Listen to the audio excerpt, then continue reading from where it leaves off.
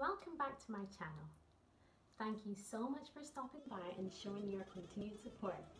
So today I wanted to talk to you about a question I get when I go about my daily life. People ask me, how do you maintain your weight?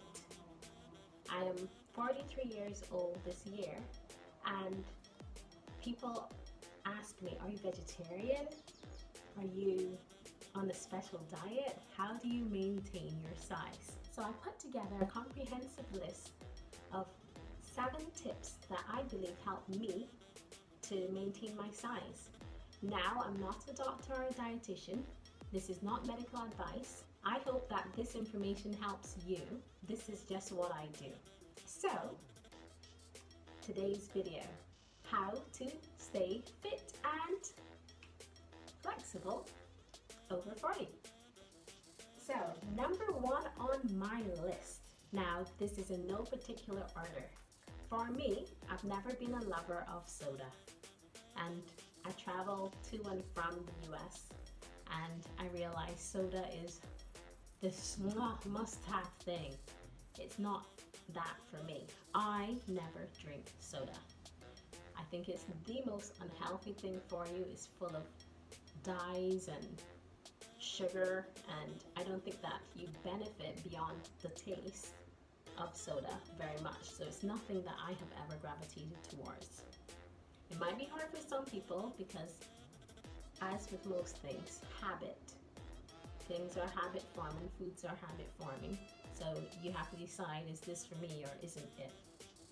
So another thing I believe that helps me is I would say I never drink my calories, but that'd be lying. Sometimes I'll have a Frosty or something tasty to drink, but my usual is I don't usually drink my calories.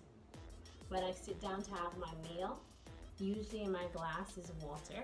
I've never been a lover of alcohol or anything like that. I understand that some people do like alcohol. I've never gravitated towards alcohol, so I don't drink alcohol on the regular. So, number 2, I believe what you eat is important when you're trying to maintain your size. So, for me, I can't say that I diet, but I do try to maintain a balanced diet. So, I do have my Pizza Friday. I have 2 lovely kids, and every Friday they live by Pizza Friday. So I've modified Pizza Friday in some way, in that we bake our own pizza, because I don't like the preservatives and junk that goes on store-bought pizza. So we bake our own pizza, but we have pizza. I have a sweet tooth just like anyone else, so I do have chocolate. Not going to lie and say, oh, I don't eat this, I don't eat ice cream and stuff like that. I do have these things on occasion, but they're not my go-to in terms of diet. So next on my list, I have when. When you eat, I believe, is almost as important as what you eat. I eat when I'm hungry. If I'm not hungry, I'm not gonna force myself to eat. I might take a nibble, but put it away if I'm not hungry. My body tells me what it needs, and if my body needs food, I'll give it food.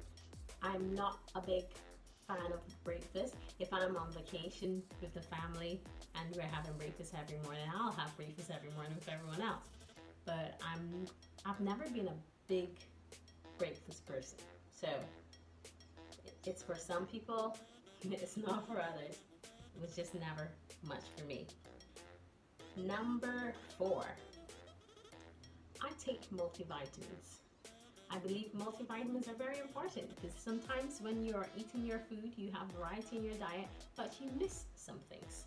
So I think multivitamins function like a net to catch those nutrients that slip out or are neglected periodically in your diet. So I take my multivitamins, and among my multivitamins for flexibility, I take omega-3 fatty acids. So I take that in the form of salmon oil.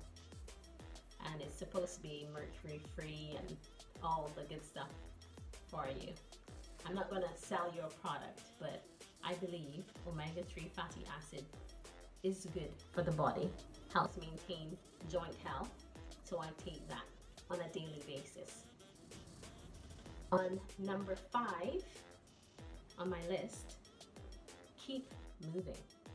Now, it sounds minor, but I'm not a person that goes to the gym.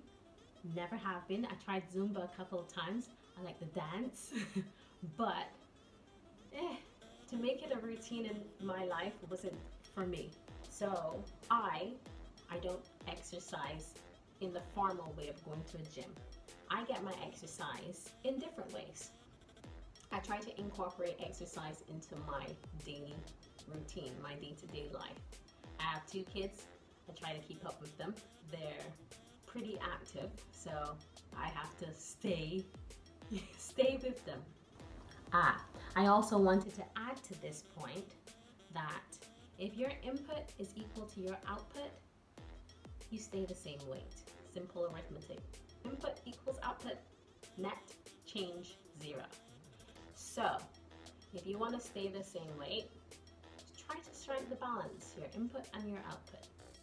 So number 6, my 6th point. Remember, these are in no particular order. I think it's always a good thing to find a rabbit. If you're in a hurry for an appointment and you're going down the highway and you're driving, you know you should breathe a lot.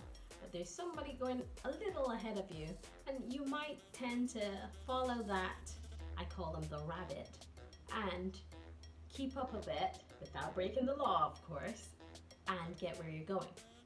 So I think if you incorporate a person in your life who has a propensity to move a lot, to be active, you force yourself to keep up with that person.